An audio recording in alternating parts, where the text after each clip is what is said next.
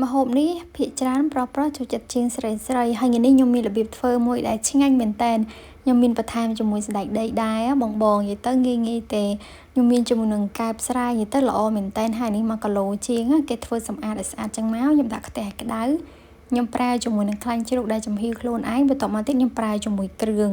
ហើយយើងកូរលីងឲ្យឈ្ងុយមកហើយពេលហ្នឹងខ្ញុំភ្លេចបើកហ្គាសបន្ទាប់មកបន្ថែមជាមួយប្រហុកបន្តិចបើសិនជាចេះញ៉ាំបើសិនអត់ចេះញ៉ាំមិនដាក់ក៏បានដែរឬក៏អាចដាក់ទឹកត្រីក៏បានប៉ុន្តែខ្ញុំតែងចំណាំមើលពេលដែលដាក់ទឹកត្រីពេលយើងឆាគ្រឿងអញ្ចឹងណាគឺម្ហូបយើងឡើងពណ៌អត់ស្អាតទេខ្មៅអញ្ចឹងណាហើយខ្ញុំប្រើអង្កែបប៉ានេះសល់ខ្លះខ្ញុំទុកបន្លាស់ហើយនឹងមួយចំនួនទៀតខ្ញុំទុកធ្វើម្ហូបផ្សេងអីអញ្ចឹងណាយើងកូរច្របល់ចូលគ្នាអញ្ចឹងមកនិយាយទៅខ្ញុំអត់បានស្រស់ឬក៏លីងអីទេបងដោយសារតែអង្កែបរបស់ខ្ញុំថ្ងៃនេះគឺល្អមែនតើអត់មានធំក្លិនផុសធំក្លិនឆ្អាបអីទេនិយាយទៅធម្មជាតិហើយល្អទៀតចឹងហើយខ្ញុំក៏អត់បានទៅលីងជាមួយខ្លាញ់ស្រស់ជាមួយខ្លាញ់អីដែរឬក៏លីងនេះសាប់ដងអញ្ចឹងណាលីងជាមួយគ្រឿងយកតែម្ដងទៅហើយខ្ញុំប្រើភ្លើងតិចៗដើម្បីឲ្យវាចេញទឹកប្រៃមកល្អអញ្ចឹងណាហើយពេលខ្លះទៀតបើសិនជាអត់មានគ្រឿងបុកអញ្ចឹងខ្ញុំប្រើជាមួយនឹងគល់ស្លឹកគ្រៃស្លឹកក្រូចរំដេងហាន់ជាចំណិតស្ដើងក៏បានដែរខ្ញុំបន្ថែមជាមួយនឹងប៊ីចេងបន្ថែមជាមួយអំបិលខ្ញុំដាក់តិចទេដោយសារថែមប្រហុកអស់ហើយបន្ថែមមួយគ្រឿងជាមួយរសជាតិបន្តិចមកពេលនេះមកអាចបន្ថែមមួយស្ករសឬក៏ស្ករត្នោតអីក៏បានដែរដោយសារតែខ្ញុំដាក់តាមដំណើរអញ្ចឹងណាហើយកូរច្របល់វាតិចចឹងទៅ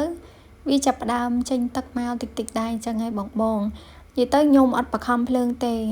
បខំភ្លើងដឹងតែខ្លោចតែម្ដងខ្ញុំបន្ថែមជាមួយនឹងស្ករបន្តិចចឹងណាអាចដាក់ស្ករសក៏បានស្ករត្នោតស្ករអំពៅក៏បានដែរហើយខ្ញុំដាក់មួយម្ទេសនិយាយទៅម្ទេសខ្ញុំដាក់ប៉ុណ្ណឹងហើយខ្ញុំថែមម្ទេសហុយទៀតនិយាយទៅហឹរមែនតើហ្មងមុខនេះខ្ញុំចូលចិត្តញ៉ាំបែបហឹរបានឆ្ងាញ់របស់មួយទៀតដែលចោលបានគឺខ្ទិះដូងបងប៉ុន្តែថ្ងៃនេះខ្ញុំអត់មានខ្ទិះដូងអញ្ចឹងហើយខ្ញុំប្រើមួយទឹកដោះគោស្រស់អញ្ចឹងឆ្ងាញ់ដូចគ្នានិយាយទៅជួយលើករសជាតិយើងឲ្យកាន់តែឆ្ងាញ់តែបើសិនជាអត់ចូលចិត្តមិនដាក់ក៏បានយើងប្រើទឹកជាធម្មតាក៏បានមើលទៅចិត្តឆ្អិនហើយខ្ញុំបន្ថែមជាមួយនឹងម្រះព្រៅហើយដាក់ជាមួយនឹងសណ្តែកដីអញ្ចេះនិយាយទៅចាំចិត្តលើកចាំយើងដាក់អញ្ចឹងកុំឲ្យសណ្តែកដីវាអត់មានរសជាតិឆ្ងាញ់កន្លែងនេះយើងអាចដូរទៅជាគ្រាប់ស្វាយចន្ទីអីក៏បានដែរតាមរបស់ដែលយើងមានអញ្ចឹងណាហើយបើសិនជាអត់ចូលចិត្តមិនដាក់ក៏បានកាលពីមុនវិញខ្ញុំអត់ចូលចិត្តទេពេលដាក់ក្នុងម្ហូបអញ្ចឹងខ្ញុំអត់ចេះញ៉ាំអញ្ចឹងណាប៉ុន្តែក្រោយមកក៏ចេះញ៉ាំមានអីឆ្ងាញ់ដែរតាហើយម្ហូបរបស់ខ្ញុំគឺរួចរាល់ត្រឹមប៉ុណ្្នឹងហើយបងហេវពេកធ្វើពេលយប់អញ្ចឹងហើយប្រញាប់ញ៉ាំអត់បានថតអីច្រើនទេបន្ទាប់ពីញ៉ាំហើយក៏នំមានជាមួយចេកមានជាមួយអីអញ្ចឹងណាក៏ញ៉ាំមកបន្តិចទៅញ៉ាំតិចដោយសារតែយប់ហើយយើងរៀនឆ្អែតបាយដែរអញ្ចឹងណា